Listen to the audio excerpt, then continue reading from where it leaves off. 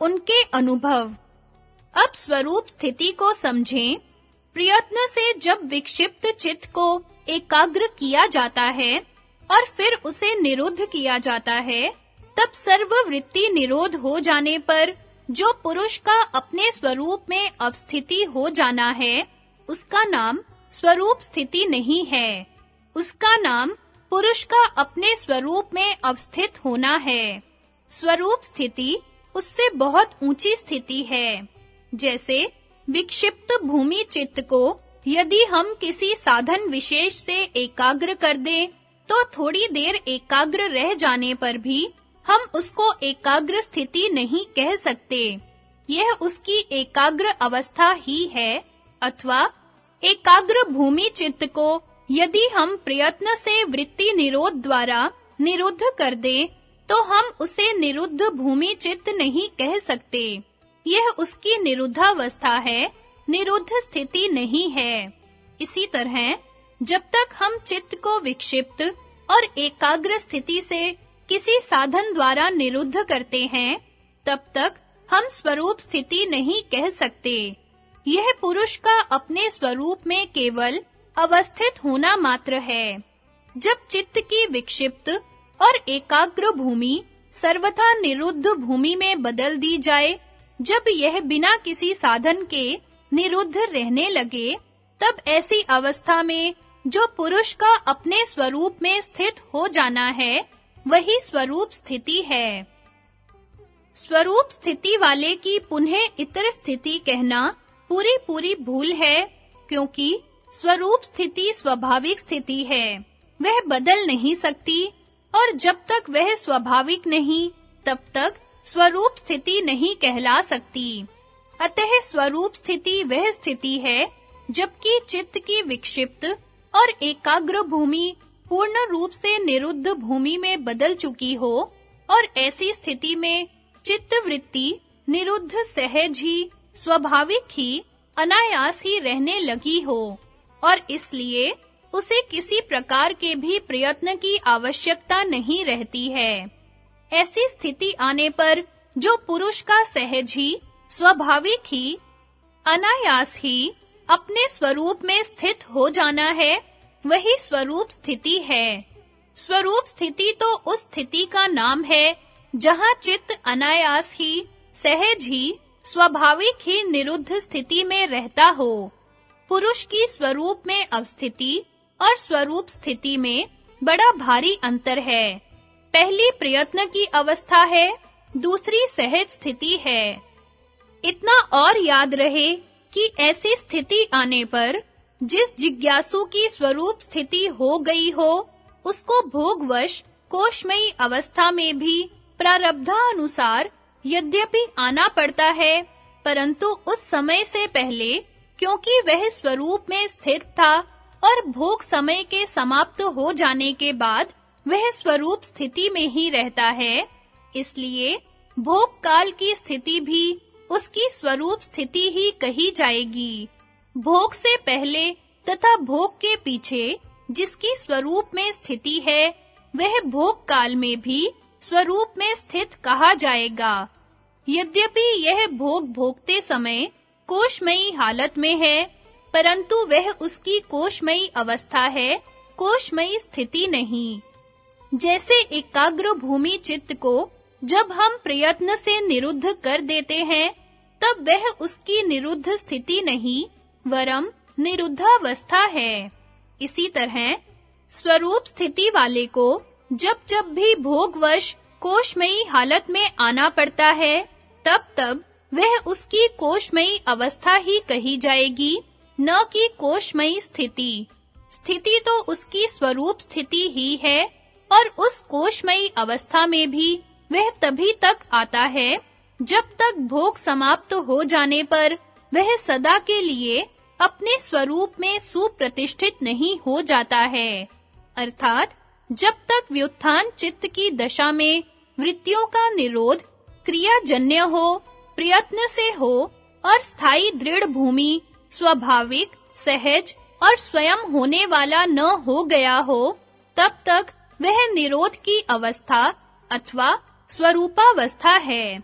निरोध की स्थिति अथवा स्वरूप स्थिति नहीं है, बल्कि उस समय तक व्युत्थान की ही स्थिति है, जो कि स्वाभाविक और दृढ़ भूमि बनी हुई है। जब चित्त की वृत्तियों का निरोध स्थायी और दृढ़ भूमि हो जाए और बिना किसी क्रिया और प्रयत्न के स्वाभाविक सहज ही प्रतिक्षण बना रहे, तब वह निरोध की स्थिति अथवा स्वरूप स्थिति कहलाएगी। प्रश्न: क्या स्वरूप स्थिति हो जाने पर योगी के सब कार्य बंद हो जाते हैं, क्योंकि कोई भी काम बिना व्युत्थान की अवस्था के नहीं हो सकता? उत्तर: नहीं, बिना कर्म के कोई शरीरधारी नहीं रह सकता। न कर्मणाम न आरंभा नैष्कर्म्यम पुरुषो अश्रुते न च संन्यसनादेव सिद्धिम समाधि गच्छति। मनुष्य न कर्मों के न करने से निष्कर्मता को प्राप्त होता है और न कर्मों को त्यागने मात्र से स्वरूप स्थिति रूप सिद्धि को प्राप्त होता है। न ही कश्चित् क्षणम अपि जातु तिष्ठत्य कर्मकृत कार्यते हवश्यः कर्म सर्वैः प्रकृति जैर्गुणैः। क्योंकि कोई भी किसी काल क्षण मात्र भी बिना कर्म किए नहीं रहता, निसंदेह सभी पुरुष प्रकृति से उत्पन्न हुए गुणों द्वारा परवश हुए कर्म करते हैं। कर्मेंद्रियाणि संयम च आस्ते मनसा स्मरन् इंद्रियार्थन विमूढ़ात्मा मिथ्याचारः स उच्यते। जो मूढ़ बुद्धि पुरुष कर्मेंद्रियों को रोककर इंद्रियों के भोगों का मन से चिंतन करता रहता है, वह मिथ्याचारी अर्थात दंभी असंयमी कहा जाता है। यस्ते इंद्रियाणि मनसा नियमया रभते अर्जुन कर्मेंद्रिये कर्म योगम सक्तः स विशिष्यते। और हे अर्जुन, जो मन से इंद्रियों को वश में करके अनासक्त हुआ कर्मेंद्रियों से कर्म योग का आचरण करता है, वह श्रेष्ठ है। नियतम कुरु कर्म त्वं करम ज्यायो ह कर्मणः शरीर यात्रापि च ते न प्रसिद्धे कर्मणे। तू शास्त्र विधि से नियत किए हुए स्वधर्म रूप कर्म को कर, क्योंकि कर्म न करने की अपेक्षा कर्म करना श्रेष्ठ है, तथा कर्म न करने से तेरी शरीर यात्रा भी सिद्ध नहीं होगी। यज्ञार्थ कर्मणो अन्यत्र लोको अयम कर्म बंधनः तदर्थम कर्म कौन्तेय मुक्त संघ समाचार। यज्ञ अर्थात आसक्ति रहित निष्काम भाव से सब प्राणियों के कल्याणार्थ अथवा अपनी भोग निवृत्ति के लिए ईश्वर निमित्त किए हुए कर्म के सिवा अन्य कर्म में यह मनुष्य कर्मों द्वारा बंधता है। इसलिए हे अर्जुन, आसक्ति से रहित हुआ उस परमेश्वर के निमित्त कर्म का भली प्रकार आचरण कर। निरोध स्थिति अथवा स्वरूप स्थिति वाले योगी के कर्म भोग निवृत्ति अथवा परमात्मा की आज्ञा का पालन करते हुए प्राणी मात्र के कल्याणार्थ ईश्वर निमित्त होते हैं। इन निष्काम और आसक्ति रहित कर्मों के करने में उसकी व्युत्थान की स्थिति नहीं होती। स्थिति तो निरोध की ही रहती है। यह उसकी व्युत्थान की अवस्था है, जो अस्वाभाविक, अस्थायी और अदृढ़ तथा क्रियाजन्य है।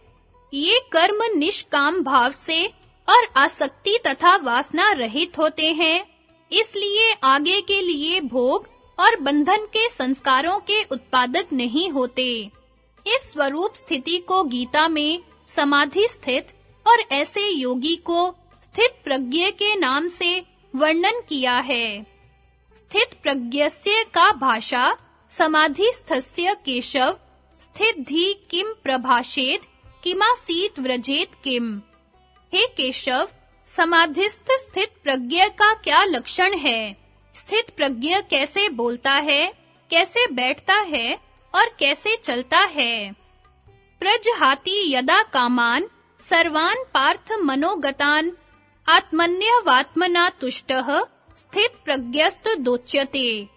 हे अर्जुन, जिस समय मन में इच्छित सब इच्छाओं को त्याग देता है, उस समय आत्मा से ही आत्मा में संतुष्ट हुआ, स्वरूपा स्थिति को प्राप्त हुआ, स्थित प्रज्ञ कहा जाता है।